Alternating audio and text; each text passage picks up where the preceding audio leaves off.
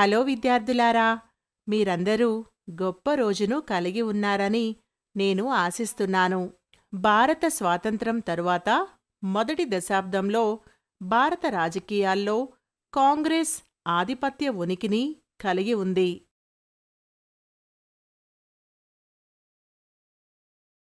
అయితే భారతదేశం విభిన్న సంస్కృతులు మరియు సంఘాలతో కూడిన విశాలమైన దేశం. ప్రతి ఒక్కరికి వారి పాలన పట్ల సానుకూల దృక్పథం లేదు. కాంగ్రెస్కు భిన్నమైన విశ్వాసాలు ఉన్న ప్రాంతీయ పార్టీలు మరియు సంస్థలు త్వరలో పుట్టుకొచ్చాయి.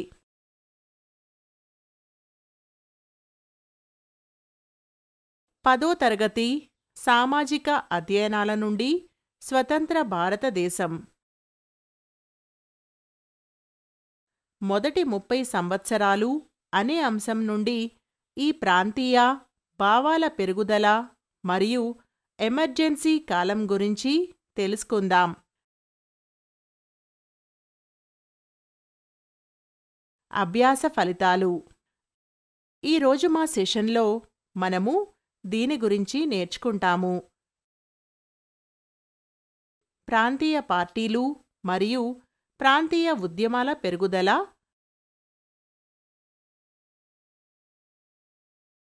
బంగ్లాదేశ్ యుద్ధం,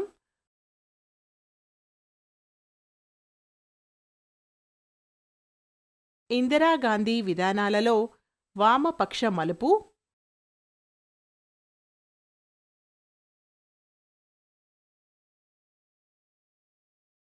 అత్యవసర కాలం, లోపభూయిష్టం. ఒక వ్యక్తి ప్రత్యర్థి వైపు చేరడానికి ఒక సమూహం లేదా రాష్ట్రానికి విధేయతను వదులుకున్నప్పుడు పరిస్థితి.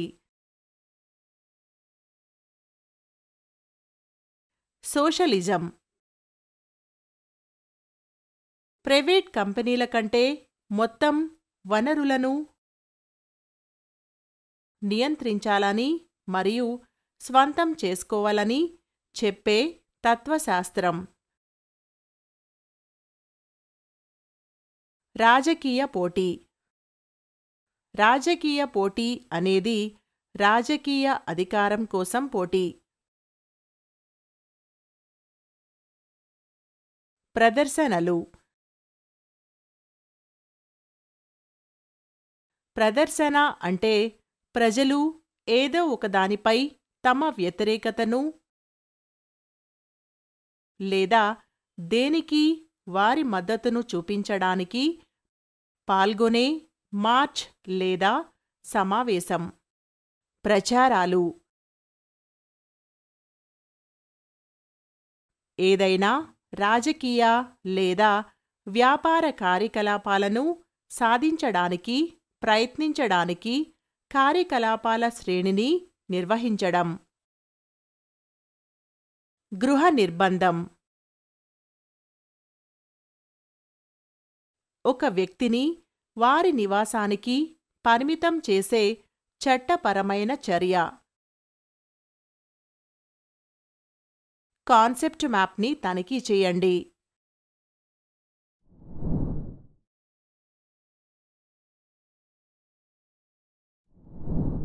ప్రాంతీయ పార్టీలు మరియు ప్రాంతీయ ఉద్యమాల పెరుగుదల.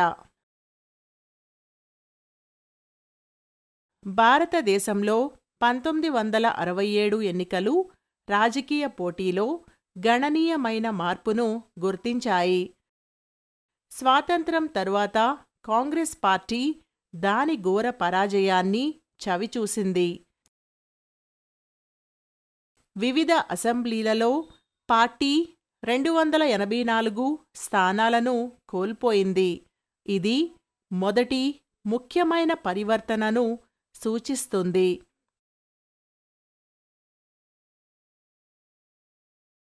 భారతదేశ చరిత్ర. ఓడిపోయిన పార్టీ మెజారిటీ పార్టీని ప్రభుత్వాన్ని ఏర్పాటు చేయడానికి అనుమతించింది. పోటీ బహుళ పార్టీ వ్యవస్థ వైపు దేశం యొక్క పరివర్తనను ప్రదర్శిస్తుంది.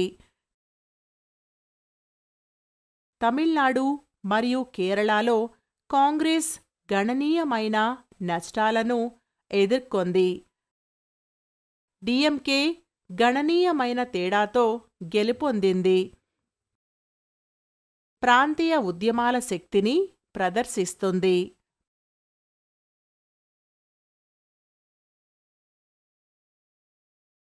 పశ్చిమ బెంగాల్ మరియు ఒడిశాలో కూడా కాంగ్రెస్ నష్టపోయింది. దాని అంతర్గత నిర్మాణాన్ని బలహీనపరిచింది మరియు కాంగ్రెస్ ప్రభుత్వ పతనానికి దారితీసింది మరియు వాటి స్థానంలో సంయుక్త విధాయక్ దళ్ ఎస్విడి ప్రభుత్వం ఏర్పడింది.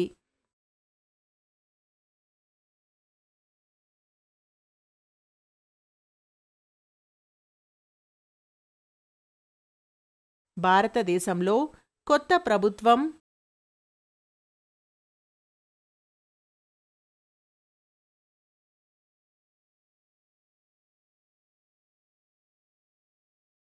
హర్యానా మరియు ఉత్తరప్రదేశ్లోని జాట్లు, కుర్మీలు,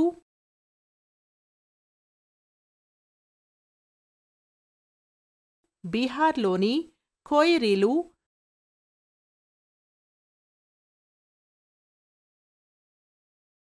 మధ్యప్రదేశ్లోని లోద్లు, ఇతర రాష్ట్రాల నుండి వచ్చిన యాదవులు, రెడ్డీలు, కమ్మలు మొదలైన మధ్యంతర కులాలు ఇతర రాష్ట్రాల నుండి రాజకీయ అధికారాన్ని పొందడంతో మొదటి ప్రజాస్వామ్య పురోగమనాన్ని గుర్తించింది. ఈ ఎస్విడి ప్రభుత్వాలలో చాలా వరకు ఫిరాయింపులు మరియు అవినీతితో గుర్తించబడ్డాయి మరియు అధికారం మాత్రమే ఏకం చేసే శక్తిగా కనిపించింది. ఈ కాలంలో దేశంలోని వివిధ ప్రాంతాలలో ప్రాంతీయ సెంటిమెంట్ పునరుద్ధరించబడింది. ఆంధ్రప్రదేశ్లో ఉస్మానియా యూనివర్సిటీ విద్యార్థులు తెలంగాణ విభజన కోసం వాదించారు. అభివృద్ధి ప్రయోజనాలు కొన్ని ప్రాంతాలకు మాత్రమే అందుతున్నాయని వాదించారు. ఆంధ్రప్రదేశ్ మాదిరిగానే పంజాబ్, మహారాష్ట్ర,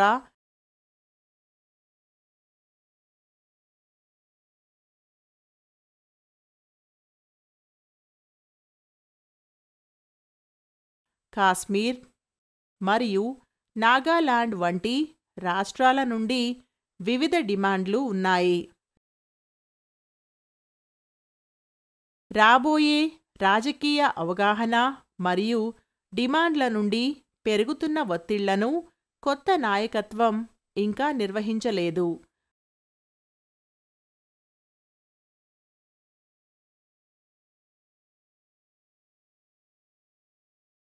(1967) ఎన్నికల తరువాత ఇందిరాగాంధీ తన పార్టీ దృష్టిని మరల్చారు.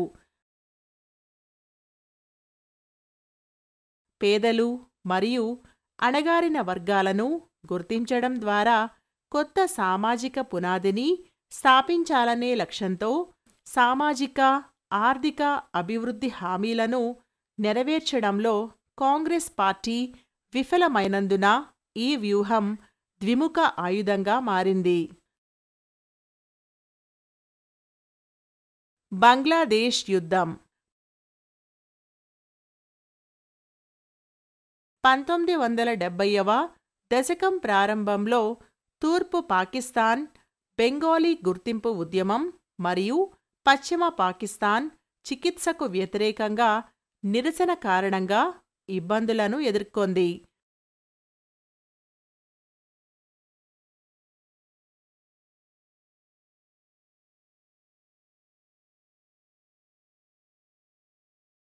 ముజిబుర్ రెహమాన్ పార్టీ ఎన్నికలలో గెలిచింది.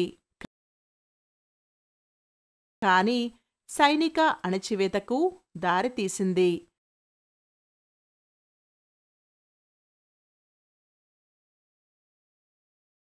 శరణార్థులు భారతదేశానికి వలస వచ్చారు. బంగ్లాదేశ్లో విముక్తి ఉద్యమం ప్రారంభమైంది.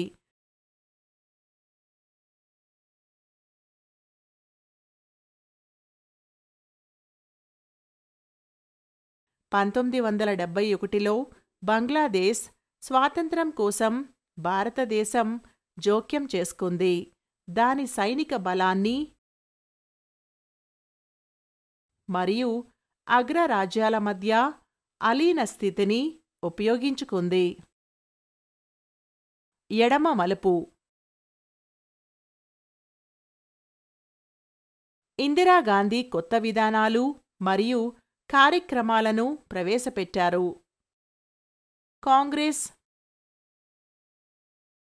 మరియు పార్టీ సంస్థపై నియంత్రణ సాధించారు. ఆమె 1971లో ముందస్తు ఎన్నికలకు పిలుపునిచ్చింది. గరీబీ హఠావో నినాదాన్ని ఉపయోగించి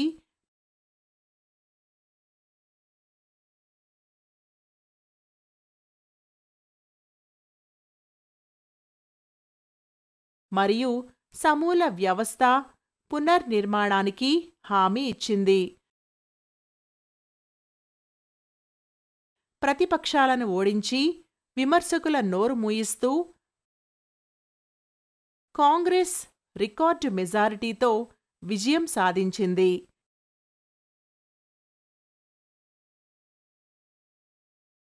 పాకిస్తాన్తో యుద్ధం ఇందిరాగాంధీ ప్రజాదరణను మరింత పెంచింది. 1972లో కాంగ్రెస్ పార్టీ మరియు పార్లమెంటు రెండిటిపై పట్టు సాధించి మంచి పనితీరు కనబరిచింది.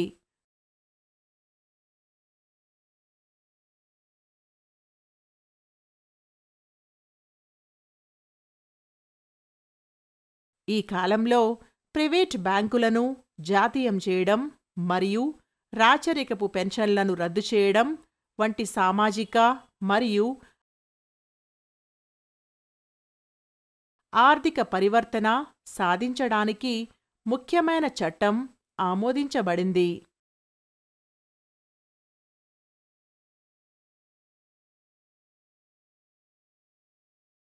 అయితే వేగవంతమైన రాజ్యాంగ సవరణలు సంస్థాగత నిర్మాణాలను అసమతుల్యతను కలిగిస్తాయని సుప్రీంకోర్టు భయపడింది.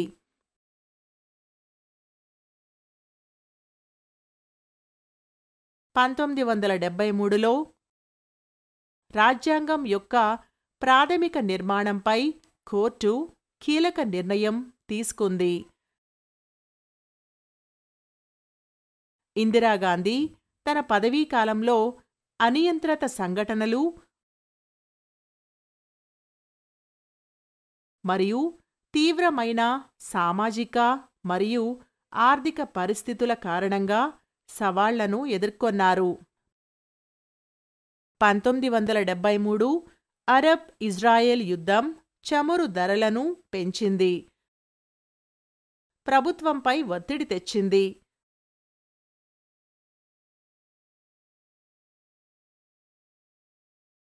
ద్రవ్యోల్బణం, ఆహార కొరత మరియు నిరుద్యోగం జనాభాలో విస్తృతమైన అసంతృప్తికి దారితీసింది. జయప్రకాష్ నారాయణ్ నేతృత్వంలోని ప్రతిపక్షం కాంగ్రెస్ మరియు ఇందిరాగాంధీకి వ్యతిరేకంగా ముఖ్యంగా బీహార్ మరియు గుజరాత్లలో ప్రచారాలను ప్రారంభించింది.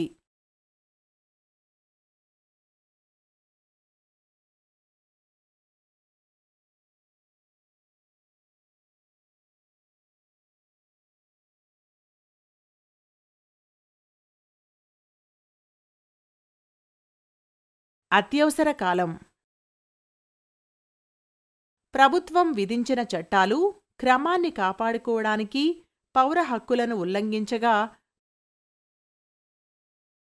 ప్రతిపక్షం పీఎం ప్రభుత్వాన్ని వ్యక్తిగతీకరించడం కోసం ఎన్నికల ఉల్లంఘనల కారణంగా ఇందిరాగాంధీ పదవిని కోల్పోయారు.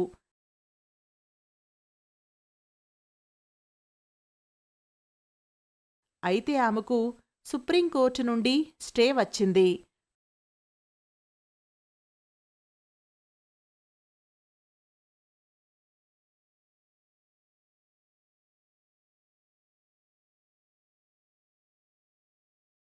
ప్రజాస్వామ్యం సస్పెండ్ చేయబడింది. ఇది ప్రభుత్వంచే అణచివేత చర్యలకు దారితీసింది, ప్రాథమిక హక్కులను రద్దు చేసింది మరియు హింసించబడింది. ధరల పెరుగుదల నియంత్రణకు మరియు బ్లాక్ మార్కెటింగ్కు వ్యతిరేకంగా ప్రచారాలకు ప్రజల మద్దతు ఉన్నప్పటికీ మురికివాడల కూల్చివేత మరియు బలవంతంగా స్టెరిలైజేషన్ వంటి జనాదరణ లేని కార్యక్రమాలు అమలు చేయబడ్డాయి.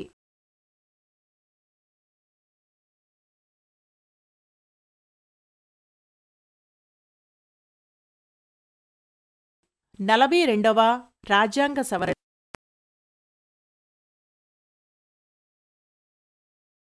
ఎన్నికల వివాదాల నుండి కోర్టులను మినహాయించడం,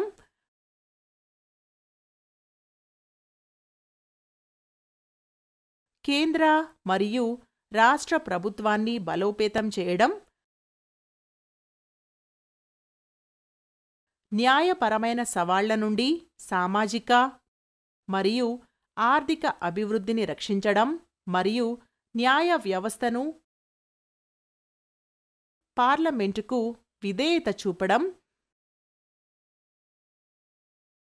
భారతదేశం యొక్క మొదటి 30 సంవత్సరాలు ఎమర్జెన్సీతో ముగిసి స్థిరమైన ప్రజాస్వామ్యాన్ని స్థాపించింది.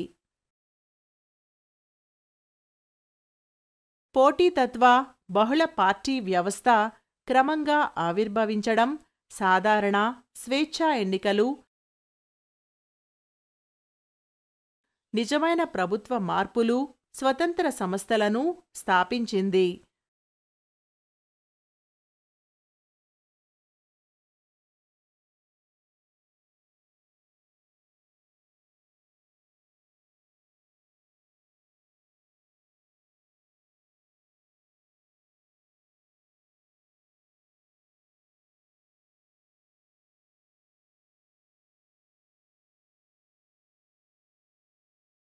ఇది సాయుధ దళాలపై పౌర నియంత్రణను కూడా ఏర్పాటు చేసింది.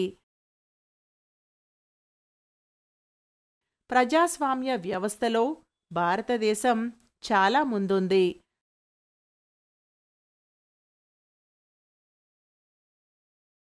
భారతదేశం దాని విపరీతమైన వైవిధ్యం కారణంగా సంభావ్య విచ్ఛిన్నాలను ఎదుర్కొన్నప్పటికీ ఐక్యత మరియు సమగ్రతను విజయవంతంగా కొనసాగించింది.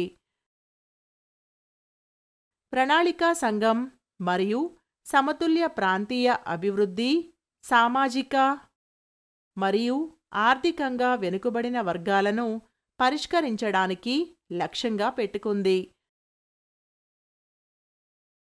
అయితే కొన్ని ప్రాంతాలు ఇతరుల కంటే మెరుగ్గా అభివృద్ధి చెందాయి.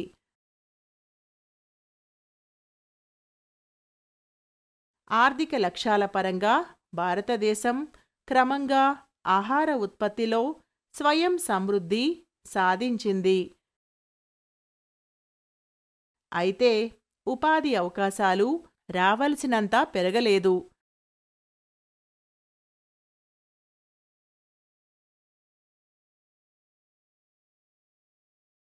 స్వాతంత్ర్యం తరువాత స్థిరమైన మరియు అస్థిరమైన పరిస్థితిని ఎదుర్కొన్నప్పటికీ భారతదేశం ఇతర దేశాలతో అభివృద్ధి చెందుతోంది మరియు అభివృద్ధి చెందుతోంది. కాబట్టి ఈ వీడియోలో మీరు దీని గురించి తెలుసుకున్నారు. ప్రాంతీయ పార్టీలు మరియు ప్రాంతీయ ఉద్యమాల పెరుగుదల, బంగ్లాదేశ్ యుద్ధం,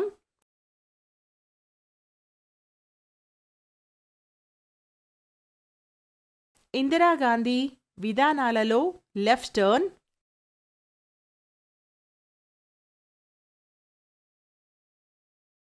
ఎమర్జెన్సీ కాలం మరియు స్వాతంత్రం తర్వాత భారతదేశం యొక్క స్థాపన.